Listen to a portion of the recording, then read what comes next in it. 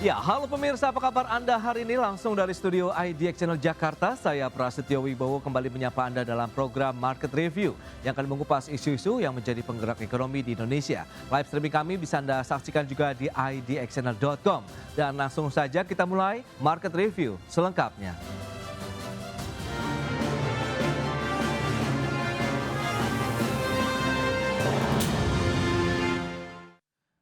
Pemerintah Amerika Serikat tengah berencana untuk menerapkan kebijakan tarif impor tinggi bagi produk furniture. Bahkan Presiden Donald Trump telah memerintahkan untuk melakukan investigasi tarif terhadap produk furniture yang masuk ke Amerika Serikat.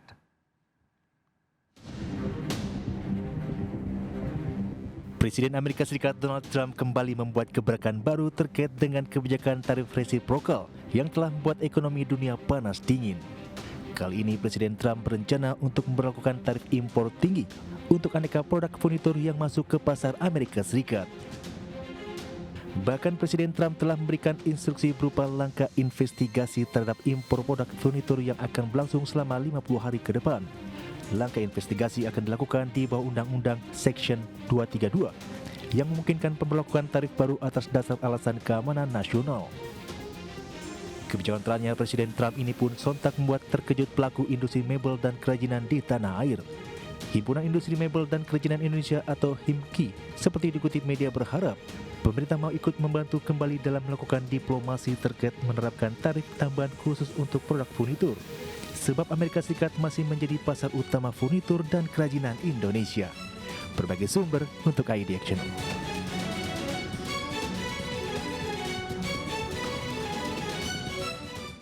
Ya, pemirsa, untuk membahas tema kita kali ini, Amerika Serikat akan terapkan tarif tinggi impor furniture. Kita sudah tersambung melalui Zoom bersama dengan Ibu Lana Sulistianingsih. Beliau adalah ekonom Universitas Indonesia. Kemudian juga sudah bergabung Pak Abdul Sobur, Ketua Umum Himpunan Industri Mebel dan Kerajinan Indonesia atau HIMKI. Langsung saja kita sapa ini. Halo Pak Abdul, apa kabar? Kabar baik, Mas Pras. Baik, terima kasih juga atas sehat selalu. Terima kasih atas waktu yang disempatkan. Kemudian Bu Lana, apa kabar Bu? Baik, terima kasih. Baik, terima kasih juga atas waktu yang disempatkan Bu Lana. Dan sebelum membahas lebih jauh, Pak Abdul Sobur mungkin bisa mengupdate terlebih dahulu seperti apa kinerja dari industri mebel dan kerajinan kita begitu. Pasca kemarin sudah ada kesepakatan kan tarif resiprokal sekitar 19% nih antara Indonesia dan Amerika Serikat. Pak Abdul, silakan. Ya, kita ini memang mendapat tantangan cukup besar, tapi tampaknya masih relatif baik dalam pengertian masih ada sedikit pertumbuhan ya, walaupun tidak signifikan. Kita tumbuh di angka 7%-an ya ke Amerika Serikat, tapi nanti mungkin akan mengalami kontraksi besar ya. Tapi ada kerajinan yang turun sehingga totalnya hanya 4% Mas Pras itu dalam semester yang ya kuartal 1 lah atau semester 1 pertama ini. Jadi ini mungkin juga akan ada cerita yang seru ya ketika ada kebijakan baru yang disampaikan Trump mengenai kemungkinan ada tarif tambahan atau perubahan tarif dari yang sudah disepakati oleh mereka di angka 19%. Ini tentu saja guncangan akan terjadi ya, karena memang bagaimanapun 54% ya dari ekspor total nasional kita tuh masih ke Amerika Serikat ya, dan ini menjadi sebuah pertanda ya atau sinyal bahwa kita memang harus bersiap untuk juga mengakses pasar-pasar lain yang lebih getol ya ketimbang terlalu bergantung ke Amerika Serikat. Agak susah diprediksi nih orang ini satu. Oke, tapi kalau kita lihat dengan tadi informasi yang sudah disampaikan bahwa Presiden Donald Trump ini berencana melakukan penerapan tarif impor baru lagi, bahkan lebih tinggi nih untuk produk furniture yang memang masuk ke negeri Paman Sam. Nah, apakah memang ini menjadi satu kabar yang mengejutkan juga bagi HIMKI dan juga anggotanya atau bagaimana nih Pak Abdul Sobur? Ya, tentu saja karena narasi yang dibangunnya itu kan mau membangun kembali industri di sana ya di North Carolina. Sekitar High Point itu kan juga apa betul seperti itu dengan kondisi Amerika saat ini kan pasti kan mahal sebenarnya dia produksi itu di sana. Tapi mungkin lapangan kerja akan dibangun di sana ya. Kan total marketnya cukup besar ya, Mas Pas, lebih dari 60 billion ya. Dan itu mengalami penurunan sebetulnya dari 70 billion ke 60 ya. Dan kita ini kan hanya mungkin mengisi 2,5% ya total dari ekspor atau impornya mereka ke kita. Itu masih kecil sekali kita ya. Yang terbesar masih tetap Cina, kedua memang Vietnam ya. Cina di angka 25%, Vietnam 24%, Meksiko kurang lebih sekitar 18% ya, dan India juga masuk ke sana. Ya, tentu saja Malaysia di atas kita masih, dan Indonesia berada di urutan keempat barangkali di sini. Nah, mungkin itu yang dibaca oleh mereka bahwa seandainya industri mebel dan kerajinan kembali dibangun di Amerika, artinya mereka mengkonsolidasi potensi market dalam negeri untuk kemudian diisi oleh industri dalam negeri supaya tergelar lapangan kerja. Sama lah seperti kita. Baik, nah kalau menurut Himki sendiri sebenarnya nih kalau pengamatan dari Pak Abdul Sobor begitu, sebenarnya apa sih yang mendasari Presiden Donald Trump kok tiba-tiba nih menyasar dari produk furniture luar negeri begitu yang diimpor ke Amerika Serikat begitu, akhirnya ada kebijakan untuk menerapkan lagi tarif yang mungkin nanti lebih tinggi dari kesepakatan yang saat ini sudah ada antara Indonesia dan Amerika Serikat? Industri mebel ya dan kerajinan atau sering mengatakan bahwa ini industri paling strategis, Mas Pras. Oke. Mengapa? Karena lapangan kerja yang tergelarnya sangat tinggi. Bayangin, Hmm, kita dengan ekspor hanya 2,5 miliar dolar, ya, ya, itu bisa menggelar 2,1 juta lapangan kerja langsung dan tidak oke, langsung. Jadi iya, kita bisa iya. bayangkan ya, industri mana yang bisa menyerap tenaga begitu besar, ya karena aspek-aspek teknis ya di lapangan yang masih menggunakan sisi Iya, kontribusi tangan manusia langsung, itu di industri mebel itu masih banyak ya. Sementara oke. industri yang negara maju seperti mereka kan itu udah robot semua ya, mungkin apalagi IT dan lain-lain itu sebetulnya tidak menjawab tantangan lapangan kerja. Oke, oke.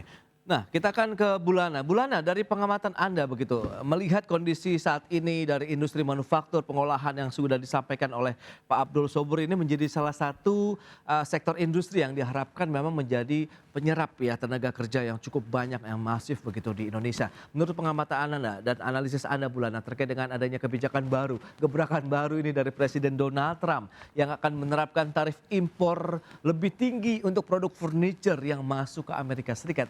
Apa yang Anda lihat nih ke depannya? Dampak-dampak apa saja yang mungkin perlu dimitigasi, Bulana? Ya, terima kasih Mas Pras. Suara saya bisa kedengaran? Aman, Bu? Bisa terdengar, Bu? Oke, alhamdulillah.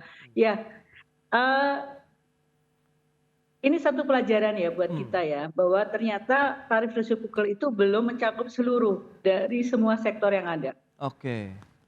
Nah, ini apakah nanti akan berlanjut pada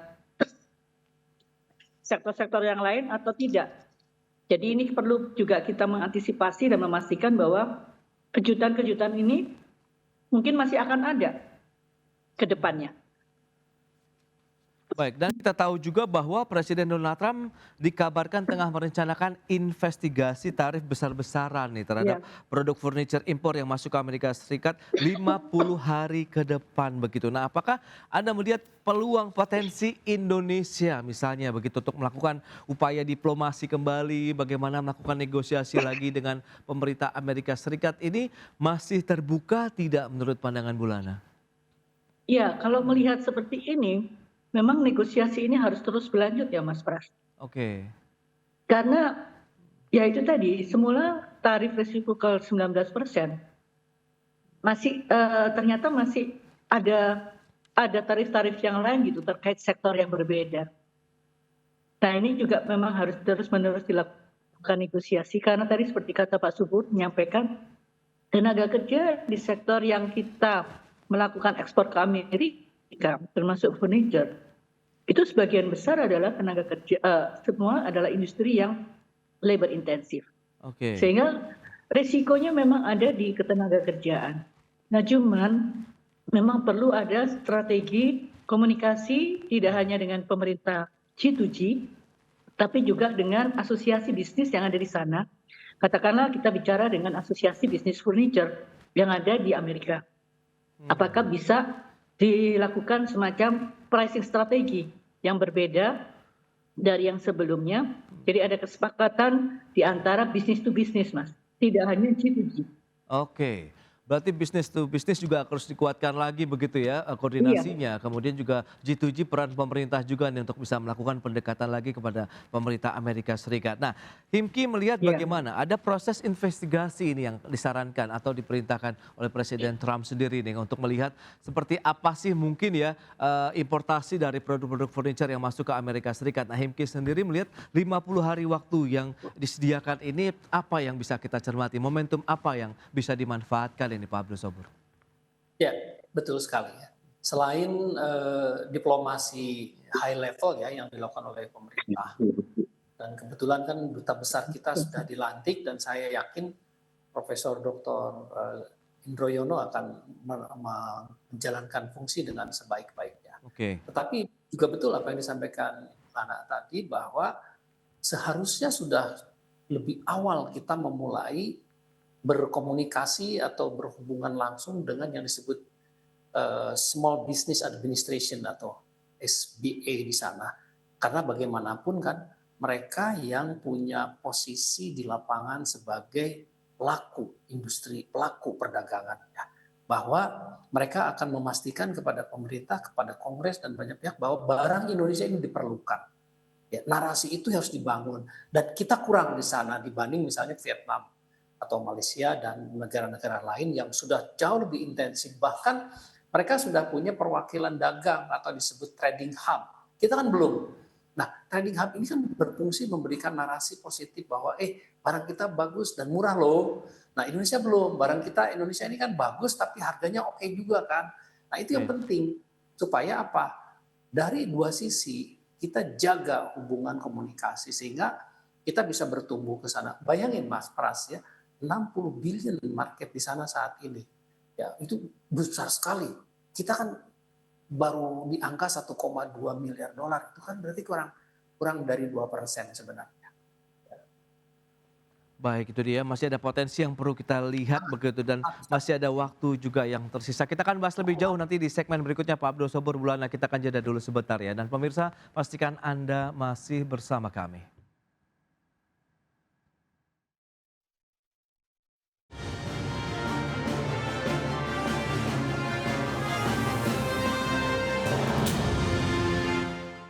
Ya pemirsa, terima kasih Anda masih bergabung bersama kami dalam Market Review. Dan berikut ini kami sampaikan data untuk Anda. Kita akan cermati bagaimana ekspor mebel dan kerajinan Indonesia ke Amerika Serikat di tahun 2025 ini. Datanya bisa Anda saksikan di layar televisi Anda, kita cermati bersama. Di semester 1 2025 kita lihat dari sisi nilai sudah mencapai 647,91 juta dolar Amerika Serikat ini semester 1 tahun ini. Sementara kalau kita lihat 1 tahun dan 2 tahun ke belakang, tahun 2024 1,33 miliar dolar Amerika kalau kita bicara mengenai nilai ekspor mebel dan kerajinan Indonesia ke Amerika Serikat. Sementara di tahun 2023 mencapai 1,26 miliar dolar Amerika Serikat. Sebenarnya ada kecenderungan mengalami tren naik begitu ya 2023, 2024 dan kita akan lihat nanti bagaimana performanya di tahun 2025 ini. Dan selanjutnya bagaimana dengan nilai ekspor furniture Indonesia ke Amerika Serikat untuk periode Januari sampai dengan Juni 2025. Ini dia seperti yang bisa Anda saksikan nilai ekspor furniture Indonesia Januari Juni 2024 sekitar 463,89 juta dolar Amerika Serikat mengalami kenaikan dibandingkan dengan Januari Juni 2025 499,81 juta dolar Amerika Serikat. Hampir 8% kenaikan dari nilai ekspor produk furniture Indonesia. Dan bagaimana dengan kontribusi pasar Amerika Serikat terhadap total ekspor Indonesia secara global begitu. Ini dia. Perbandingannya sama dalam satu semester Januari sampai dengan Juni 2024 51,2%. Pemirsa kita lihat di bulan Januari Juni 2025 meningkat menjadi 54%. Itu dia untuk kontribusi pasar Amerika Serikat. Berarti memang cukup tinggi begitu ya. Dan selanjutnya kita akan cermati bersama. Ini dia asal impor furniture Amerika. Data dari tahun lalu kita lihat China sekitar 25,1%. kemudian ada Vietnam 24%, Meksiko 18,2%, Malaysia 2,7%, Indonesia 2,1%, dan India 1,5%.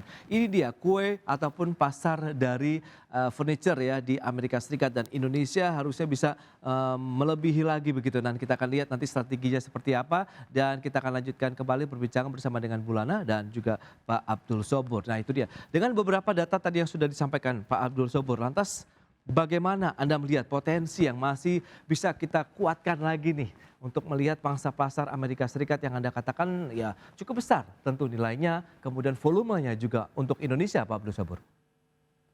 Ya, itu menarik sekali ya. Data tadi kan menunjukkan begitu kuatnya ya. Vietnam 24% nyaris melampaui Cina yang 25%, Mas Pras. Dan kita kan cuma 2% ya. Oke. Itu artinya ruangnya sangat terbuka. Nah, bagaimana kita bisa membuat penetrasi pasar lebih kuat ke sana?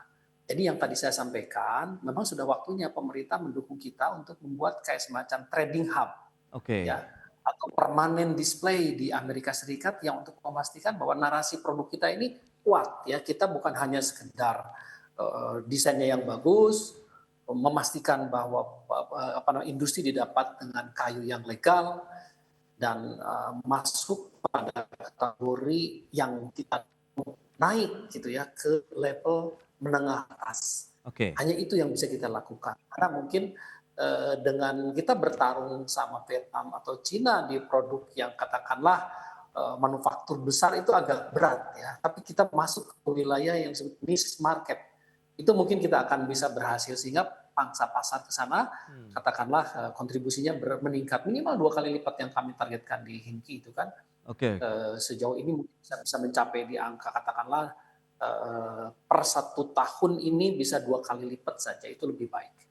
Baik, Pak Abdul Sobur. Nah, Bulana, lantas bagaimana strategi mitigasi, bentuk diplomasi apa sih kalau Anda sarankan tadi tidak hanya G2G tapi B2B juga. Nah, ini mekanismenya seperti apa sehingga dengan rentang waktu masa investigasi yang dilakukan 50 hari ke depan ini Indonesia masih bisa melakukan upaya pendekatan-pendekatan diplomasi sehingga ya diharapkan tidak tinggi begitu untuk tarif impor yang akan diterapkan.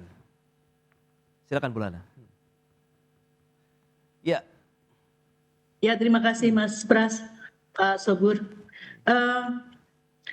Ini memang harus paralel ya Mas. Kita tadi sudah dapat informasi baik datanya Mas Pras maupun informasi dari Pak Sobur terkait dengan bahwa ekspor furniture Indonesia ke Amerika itu pasarnya cukup besar dan ini harus dipertahankan. Nah, memang dalam konteks kita bicara dengan Presiden Trump ini memang harus penuh strategi ya, karena pengalaman dari yang tarif sebelumnya juga demikian. Jadi memang Presiden Trump ini kan ingin ada timbal balik. Oke. Apa yang bisa dilakukan oleh Indonesia? Ya, kita ketahui ya, kita memang juga punya produk furniture Amerika di sini. Misalnya Lexus Boy itu ya, yang biasanya kita temui di furniture-furniture yang sifatnya modern.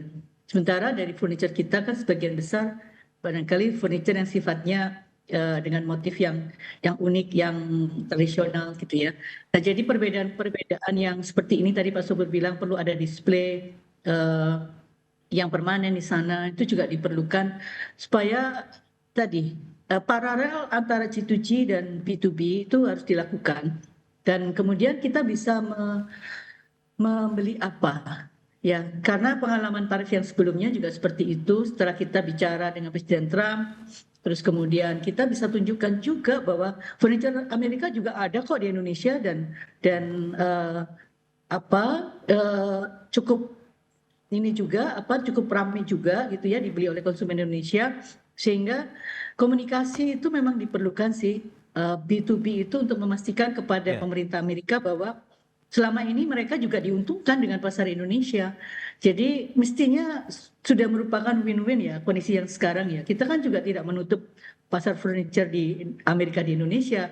Tergantung bagi konsumen aja sekarang mau beli enggak dengan harga yang ada saat ini. Jadi ya memang agak harus ada imbal balik maksud saya Mas Pras. Karena Presiden Trump ini juga kan pengennya America Great Again ini benar-benar terwujudkan. Dan pengalaman kita di tarif resiprokal yang sebelumnya mungkin bisa dipakai di pengalaman saat ini. Ya, kita negosiasi dengan memberikan imbal balik apa yang ada di kita.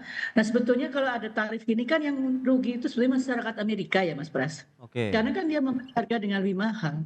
Ya. Dan kalau ada data yang saya baca kemarin itu, selama setahun kemarin juga konsumsi rumah tangga Amerika terkait dengan produk furniture itu juga sudah mulai menurun. Ditambah lagi ada tarif, kan Ya. juga pastinya akan makin turun. Nah, saya pikir produsen kita ya Pak Sobu dan para pengusaha di furniture, termasuk juga penjual yang ada di Amerika, ini yang memang tadi B2B-nya itu harus duduk bareng. Ya. Bagaimana ya supaya masyarakat Amerika ini walaupun kena tarif, dia tidak membayar terlalu tinggi. Jadi harus dicari keseimbangan harga yang menguntungkan semua pihak, baik itu produsen dari Indonesia maupun penjual di Amerika maupun konsumen di Amerika. Karena saya yakin penjual furniture di Amerika pun juga tidak mau kehilangan pasar. Kalau mereka kehilangan pembeli juga rugi loh mereka. Ya, ya. Kan gitu.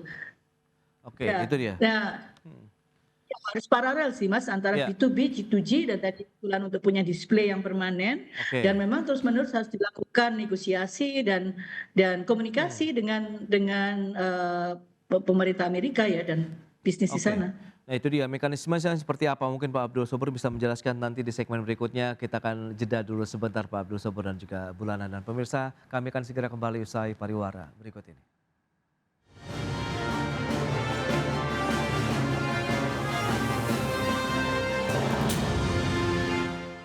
Baik pemirsa kita lanjutkan kembali perbincangan bersama Ibu Lana Sulistianingsih, Ekonom Universitas Indonesia, kemudian Pak Abdul Sobur, Ketua Umum Himpunan Industri Mebel dan Kerajinan Indonesia atau HIMKI. Baik Pak Abdul Sobur, lantas bagaimana upaya-upaya, mekanisme, kemudian tadi sudah disampaikan Bu Lana, harga sudah mulai cenderung naik nih produk-produk furniture di Amerika Serikat. Nah ini antara hubungan antara seller, buyer sendiri begitu bagaimana nih selama ini? Apakah sudah ada keluhan dari pihak buyer, kemudian mereka juga akan aktif juga bernegosiasi dengan pemerintahannya sendiri atau bagaimana nih Pak Abdul Sobur?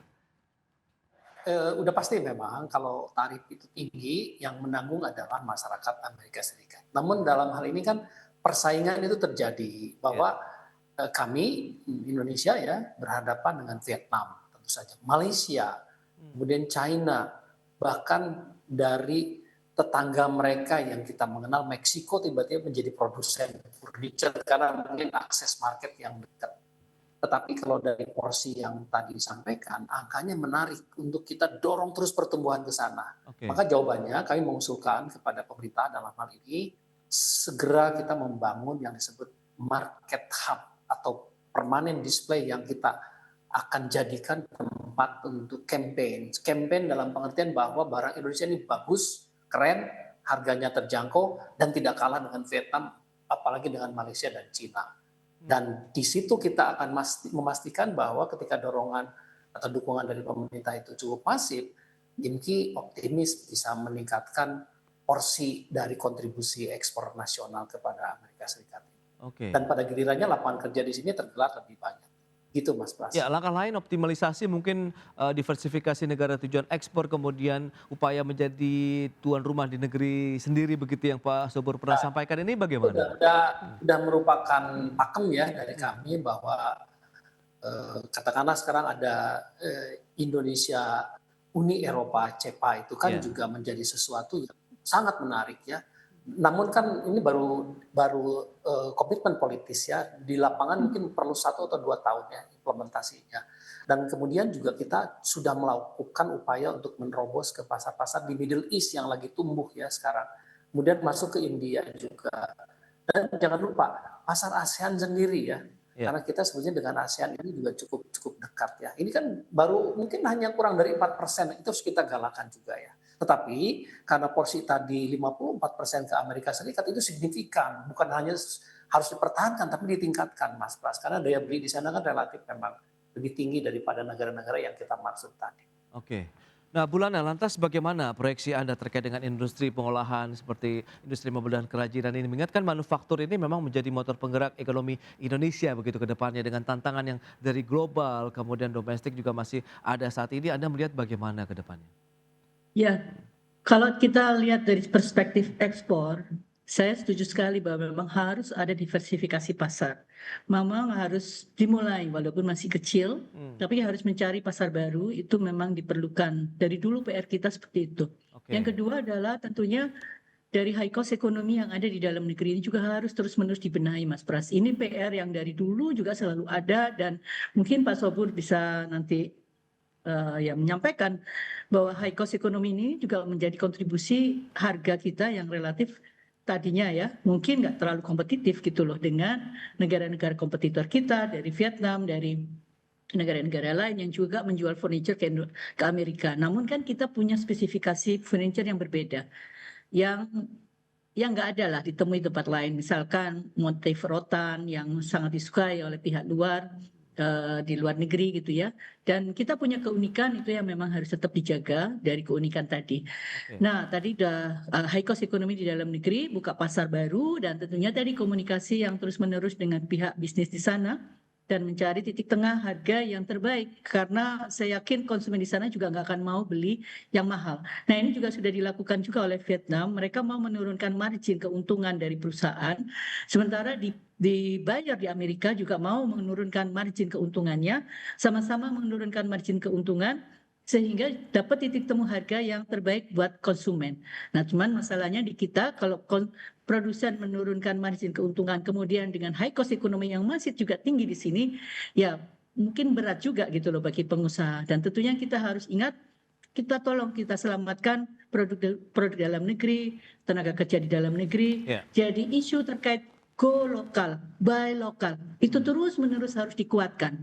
Yuk kita beli barang produksi dalam negeri kita, karena negara lain aja masuk loh, kan Indonesia, karena konsumen kita yang besar. Masa Oke. kita yang punya negara ini, punya daya beli di sini, Iya. kok nggak beli gitu loh. Jadi Ah. promosi mengenai buy lokal itu harus terus-menerus dikuatkan itu, Mas. Baik, itu dia untuk kita lebih mencintai lagi produk-produk dalam negeri begitu ya. Itu dia yang diharapkan bisa menyokong juga ya dari sisi produsen industri manufaktur khususnya di sektor mebel dan kerajinan di Indonesia. Baik, Pak Abdul Sobur, Bulana, sayang sekali waktu terbatas ini. Terima kasih banyak atas informasi, update dan juga insight yang sudah disampaikan kepada pemirsa pada hari ini. Selamat melanjutkan aktivitas Anda kembali. Salam sehat. Sampai berjumpa kembali. Terima kasih Pak Abdul Sobur, Bulana. Terima kasih Ya. Pak Sobur, Mas Pras. Baik pemirsa, jangan beranjak dari tempat Anda karena sesaat lagi kami masih akan kembali dengan tema menarik lainnya terkait dengan efektivitas pembentukan Kementerian Khusus Haji dan Umroh.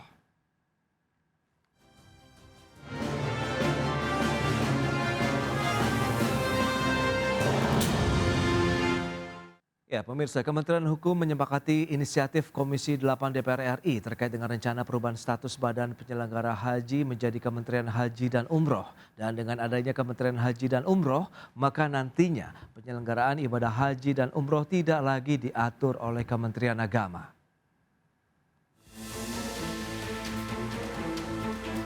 Menteri Hukum Supratman Andi Aktas menyebut pemerintah menyepakati inisiatif Komisi 8 DPR RI untuk merevisi Undang-Undang Nomor 8 Tahun 2019 tentang penyelenggaraan ibadah haji dan umroh, di mana salah satu hasil pembahasan revisi undang-undang tersebut yaitu perubahan status Badan Penyelenggaraan Haji menjadi Kementerian Haji dan Umroh. Supratman mengungkapkan revisi undang-undang tentang haji dan umroh bertujuan untuk menyempurnakan mekanisme dan akuntabilitas dalam mewujudkan ekosistem yang lebih sempurna pada penyelenggaraan ibadah haji dan umroh, termasuk dalam hal pengaturan dan penyesuaian komponen biaya penyelenggaraan ibadah haji. Seluruh tim pemerintah juga sepakat dan akan sesegera mungkin mendorong untuk lahirnya Perpres tentang pembentukan Kementerian Ibadah Haji dan Umroh. Saat ini prosesnya ada di Kementerian Sekretariat Negara dan juga Kemenpan RB. Ya, Kementerian Hukum hanya tugasnya mengharmonisasi. Intinya mudah-mudahan dengan pembentukan kementerian ini itu akan lebih mempermudah, memperlancar penyelenggaraan ibadah haji. Buat Anggota Komisi 8 DPR RI Maman Imanul Haq mengungkapkan bahwa revisi undang-undang ini menjadi sangat penting pasca pembentukan Badan Penyelenggaraan Haji. Dengan adanya BP Haji, pelaksanaan penyelenggaraan ibadah haji dan umroh tidak lagi di bawah Kementerian Agama. Dari Jakarta, Tim Liputan ID Action. Ya, pemirsa, untuk membahas tema kita kali ini, efektivitas pembentukan Kementerian Khusus Haji dan Umroh, kita sudah tersambung melalui Zoom bersama dengan Bapak Zaki Zakaria Ansari. Beliau adalah Sekjen DPP Asosiasi Muslim Penyelenggara Haji dan Umroh Republik Indonesia atau AMPURI. Langsung saja kita sapa ini. Halo Pak Zaki, apa kabar Pak? Halo, apa kabar? Assalamualaikum warahmatullahi wabarakatuh. Waalaikumsalam warahmatullahi wabarakatuh. Terima kasih atas waktu yang disempatkan Pak Zaki. Sebelum membahas lebih jauh, mungkin kita akan review dulu dari AMPURI. Bagaimana sih kinerja pelaksanaan ibadah haji dan umroh di Indonesia sampai saat ini setelah pasca pandemi. Kita tahu juga ada penutupan juga dari pihak Arab Saudi. Kemudian sampai saat ini seperti apa ini? Silakan. Ya, kalau penyelenggaraan haji pasca pandemi ini memang luar biasa. Setiap tahun ada perbedaan. Ya, kita tahu bahwa tahun 2020 kita mengalami pandemi. Tahun 2022 itu pasca pandemi tetapi masih 50%. Jadi penyelenggaraan haji itu yang kuota kita ini terpotong 50% ya. Dan juga seluruh dunia karena hanya diselenggarakan 1 juta saja waktu itu. 2022.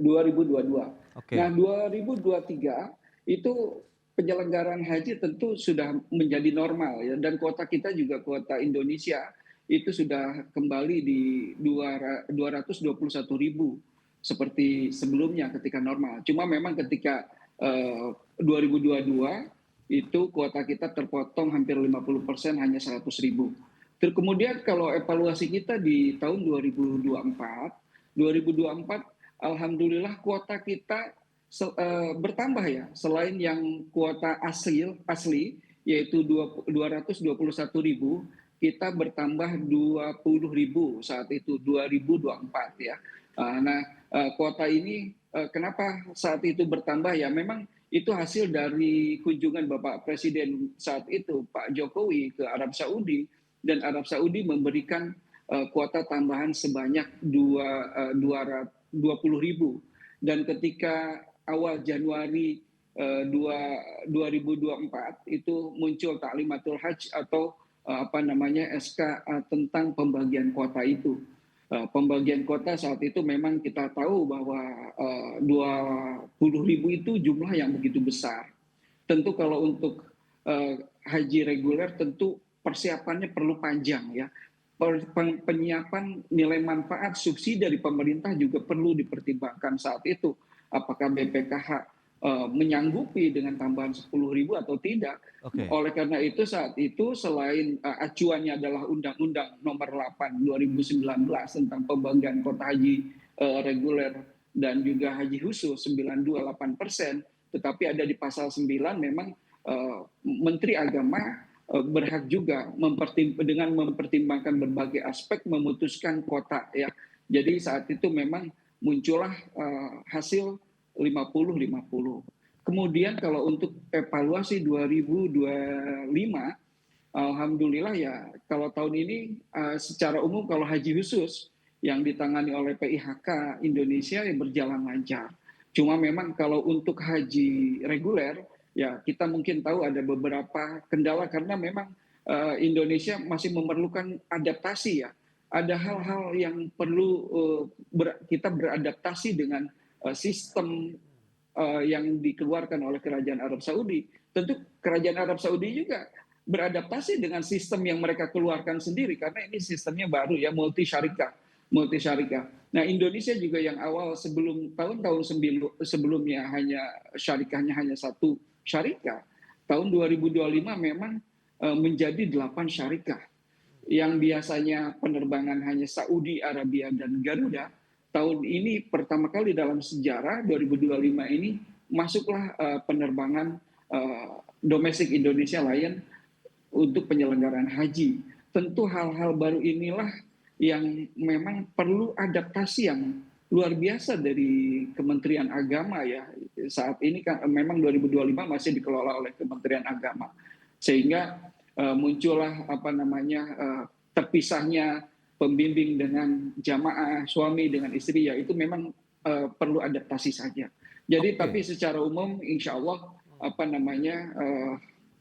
penyelenggaraan haji di tahun 2025 berjalan lancar. Oke, terkait dengan penyelenggaraan ibadah haji oleh BPHJ sendiri bagaimana? Mengingat ini kan ada rencana juga bahwa akan ada peningkatan status nih dari Badan Penyelenggara Haji tadi menjadi Kementerian Haji dan Umroh ini, Pak Zaki.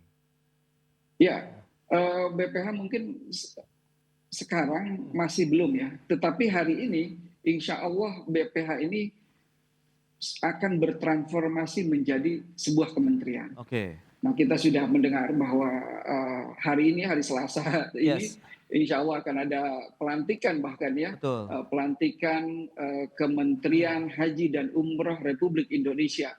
Ini adalah sebuah catatan sejarah ya. Tentu memang Ampuri sudah mendorong pemerintah Indonesia jangan ragu untuk membentuk Kementerian Haji.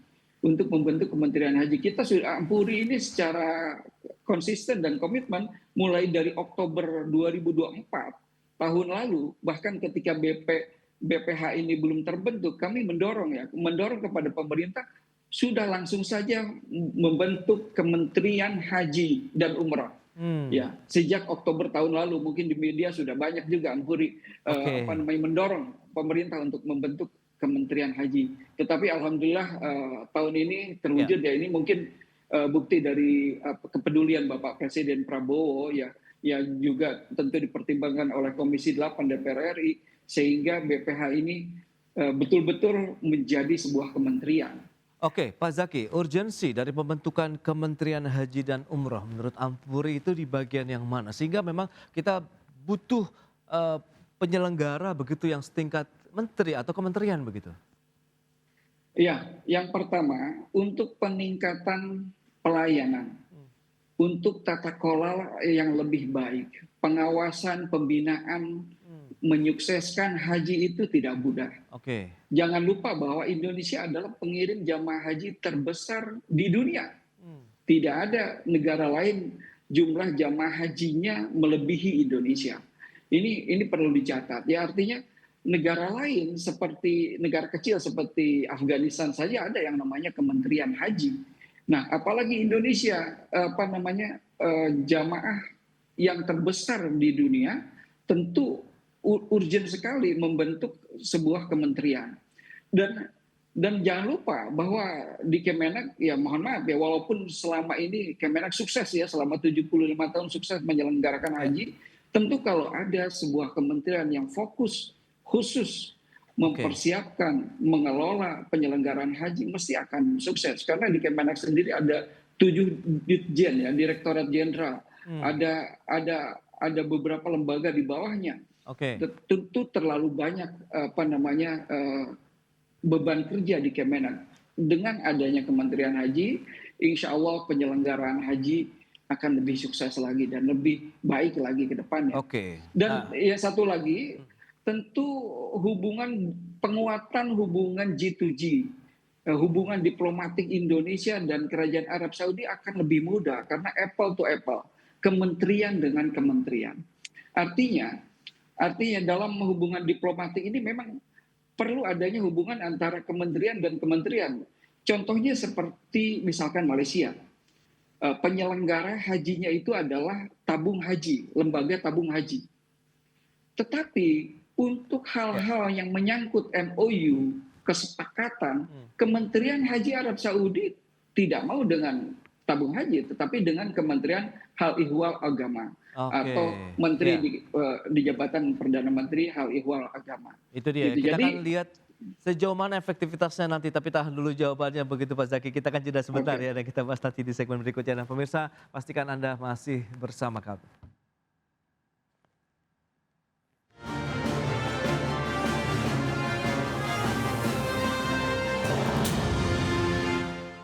Ya, Anda masih menyaksikan Market Review pemirsa, dan berikut ini kembali kami sampaikan data untuk Anda terkait dengan kuota haji global. Selengkapnya bisa Anda saksikan di layar televisi. Ini kita lihat bagaimana sih kuota haji global saat ini. Ini dari tahun 2019, kemudian 2020 kita tahu ada pandemi COVID-19 sehingga tidak ada kegiatan ibadah haji di sana. Dan mulai tahun 2021 sudah mulai ada pembukaan, begitu ada sekitar 58.745 kuota haji secara global dan cenderung naik sampai dengan tahun 2023 pemirsa mencapai 1,845 juta jiwa. Sementara dibandingkan dengan tahun 2024 ada sedikit penurunan 1,83 juta, kemudian di tahun 2025 ini juga semakin turun menjadi 1,67 juta jiwa. Itu dia beberapa data yang sudah disampaikan. Kemudian kita akan lihat bagaimana dengan kuota haji. Negara dengan kuota haji terbanyak lah ya di tahun 2025.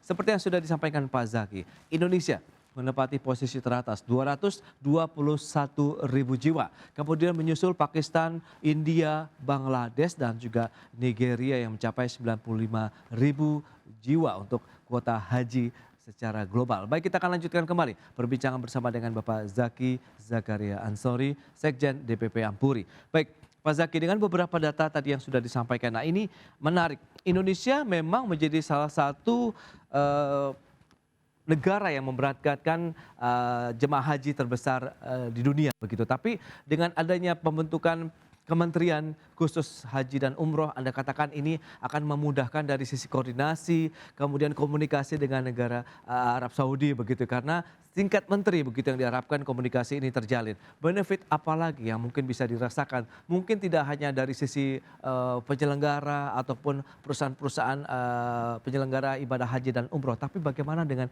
jemaah hajinya sendiri nih, Pak Zaki?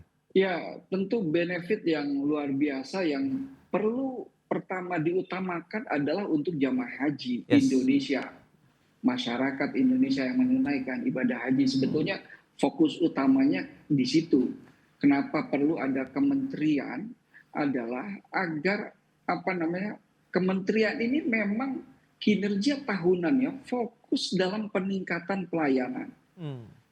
Peningkatan tata kelola haji, dan juga pengawasan, pembinaan itu perlu memang sebuah kementerian yang fokus sehingga nanti insya Allah efeknya ke depan pemerintah Indonesia, masyarakat Indonesia itu merasakan bahwa ada peningkatan yang signifikan.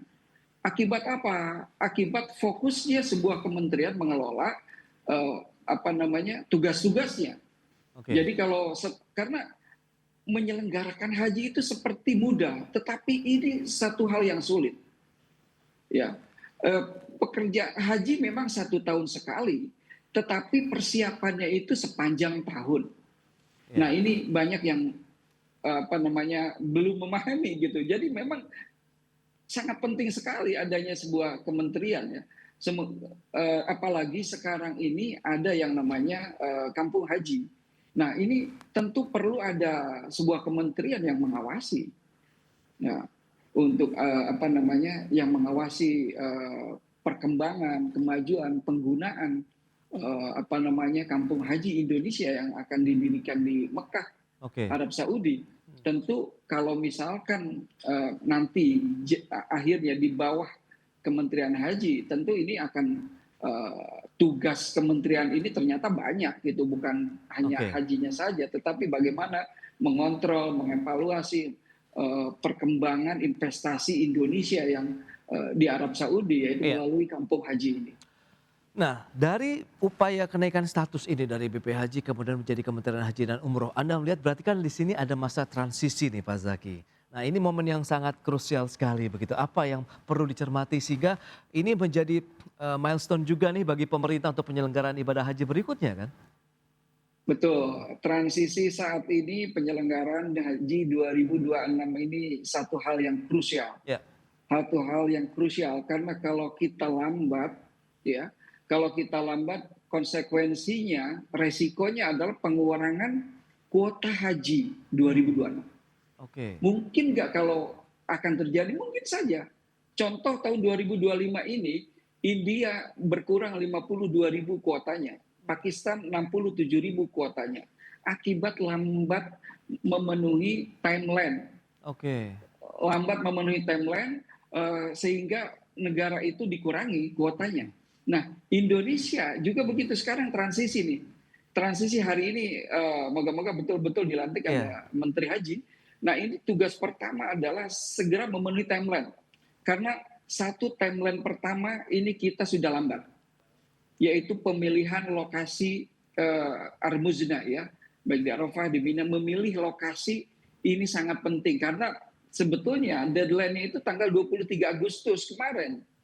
Sekarang kalau sampai hari ini 26 tentu sudah lambat 3 hari. Moga-moga Arab Saudi mentolerir ya Oke. transisi ini, atau tidak, moga-moga tempat yang menjadi tempat di mana biasa kita menempati itu belum diambil negara lain. Jadi ya tugas pertama ini ya tentu Kementerian Haji ini harus segera menentukan lokasi jamaah haji kita untuk tahun 2026. Baru nanti Oke. timeline-nya ada banyak timeline-nya. Iya, Tentu masa transisi ini juga masalah data ya, penyerahan aset dari Kemenak dan dari Kementerian Agama ke Kementerian Haji nanti ini juga perlu ada proses ya, baik SDM atau aset-asetnya dari struktur pusat sampai ke daerah ini penting, dan ini memang SDM di Kemenak yang awalnya di bawah Ditjen PHU tentu ada bagusnya semuanya dipindahkan ke Kementerian Haji dan Umroh ini. oke. Informasinya kan tidak semua, separuh-separuh, tetapi sekurang-kurangnya SDM yang mumpuni dari tingkat pusat sampai ke daerah yang pertama harus dilibatkan dulu karena ini menyangkut data. Ya. Data ini tidak mudah ya, mengolah data calon jamaah haji dari tingkat kabupaten, Oke. provinsi dan juga nasional. Pak Zaki, lantas sinergitas seperti apa juga yang harus dilakukan oleh Kementerian Haji dan Umroh? Mengingat ini kan pasti karena sudah setingkat menteri, mereka harus juga ikut melibatkan kementerian lain atau koordinasi dengan pemerintah pusat dan lain-lain. Nah ini apa yang perlu dilakukan? Ya tentu Kementerian Haji nanti, Kementerian Haji dan Umroh Indonesia ketika sudah dilantik ya memang perlu ada banyak sinergitas dengan kementerian lain. Yang terpenting yang berhubungan dengan haji adalah Kemenlu. Ya. Oke. Kemenlu, yang kedua Kemenkes Kesehatan, yang ketiga Kemenhub Perhubungan, Kementerian Perhubungan karena menyangkut penerbangan dan lain-lain tentunya.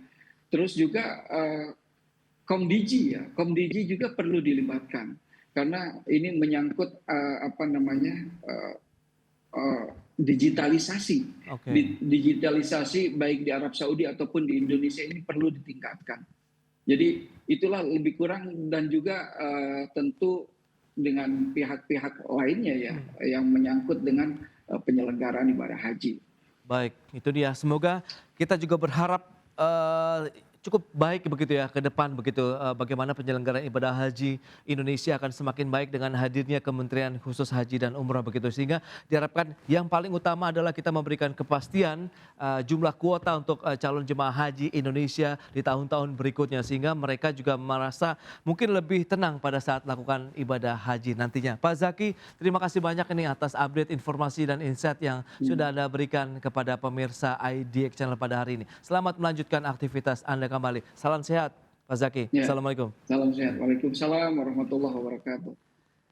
Baik pemirsa, 1 jam sudah saya menemani Anda dalam Market Review, dan perbaharui terus informasi Anda hanya di IDX Channel, your trustworthy and comprehensive investment reference. Karena urusan masa depan harus terdepan, aku investor saham. Saya Prasetyo Wibowo beserta seluruh kerabat kerja yang bertugas pamit undur diri. Terima kasih, sampai jumpa.